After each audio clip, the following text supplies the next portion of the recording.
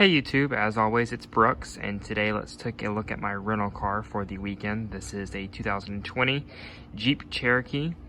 This is Jeep's mid-size offering, slots below the Grand Cherokee, and is intended to go against things like the Honda CR-V and things of that nature, albeit with a little bit more of an off-road vibe. The Cherokee is a little bit softer, although you can get it in Trailhawk versions, which kind of beef it up a little bit. Like I said, this is a rental car. It's 2020. Not much has changed since they updated the vehicle back in I think it was 19 or 18. So when this car came out originally, it had like the split runner up here and like headlight down below. They've gotten rid of that.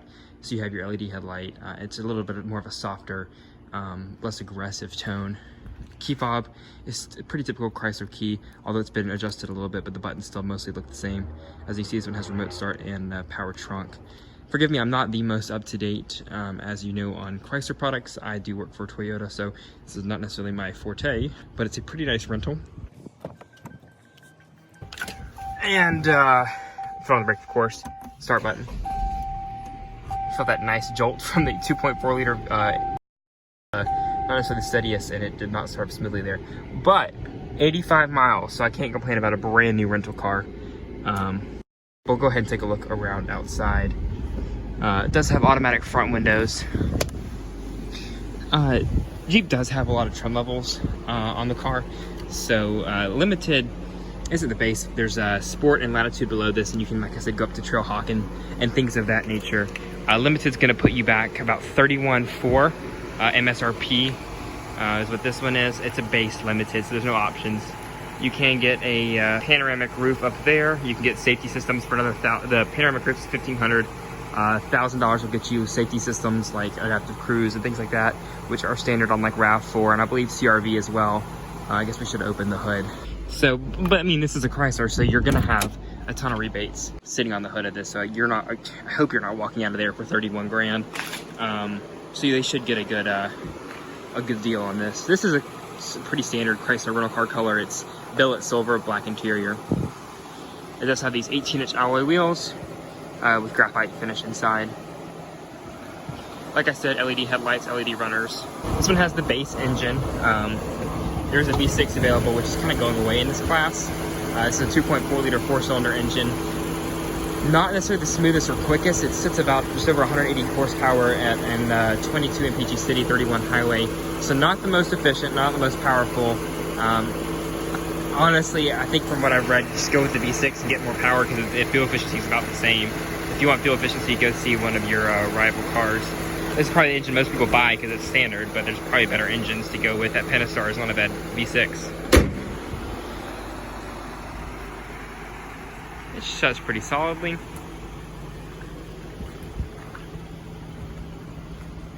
It's got a decent looking profile. Like I said, Jeeps are doing very well in terms of sales, primarily because they've got that off-ride vibe, which most people are looking for. It does have rear parking sensors.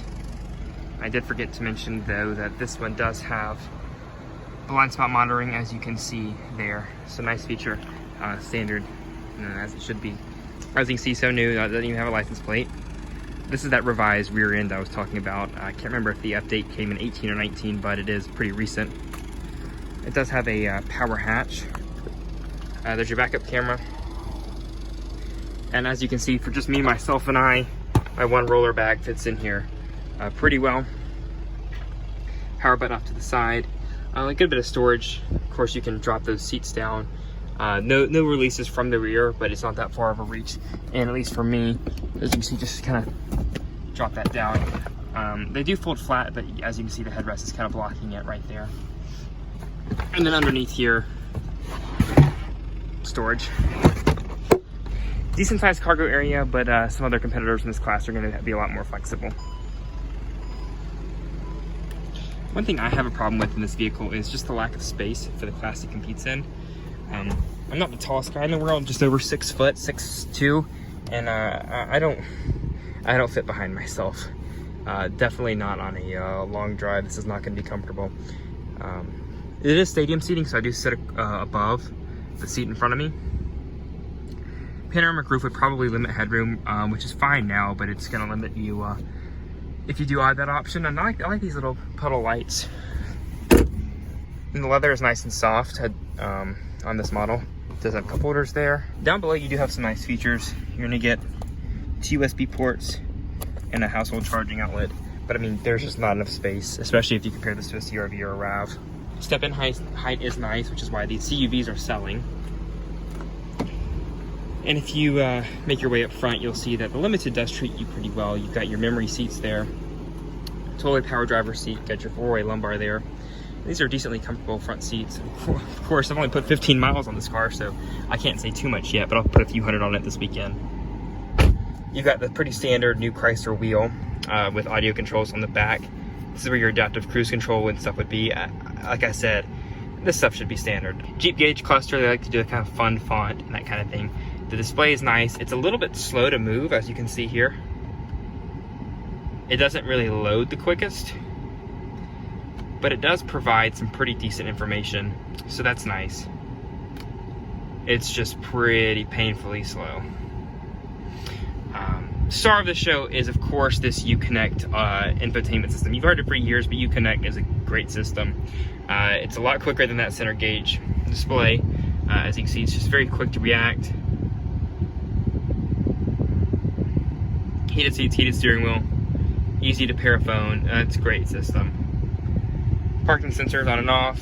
Kill that auto start stop. Dual zone climate. 9-speed automatic transmission, which has been much, well, a lot's been said about this transmission. I hope they fix the issues that it's had in the past couple of years, because this was not a great transmission when it came out. It does have backup camera, which is a little grainy, but it's a pretty big size, so it makes up for that. 2 cup holders, a lot of storage space. This is a really deep cubby. As you can see, it pretty much eats my wallet whole. And you've got 2-tier storage here with more USB ports. Another USB port there. Power outlet there. And a very deep glove compartment there. Little storage bin up here. Got sunglasses or something. Jeep logo. Another sunglasses storage. Map lights. This is where your power sunroof control would be. Auto dimming mirror, and then your garage home link. So like I said, not a bad car. I mean, Jeeps are selling because they've got that Jeep name and Jeep look. Is it the best car in terms of class? Depends on what your term of best is. Personally, for me, if I was looking in the segment, I would want something that's a lot roomier, more efficient. First of all, it's a small SUV. This is not a big one, so it shouldn't be getting the gas mileage that it does, especially with a 4-cylinder engine. But to each his own.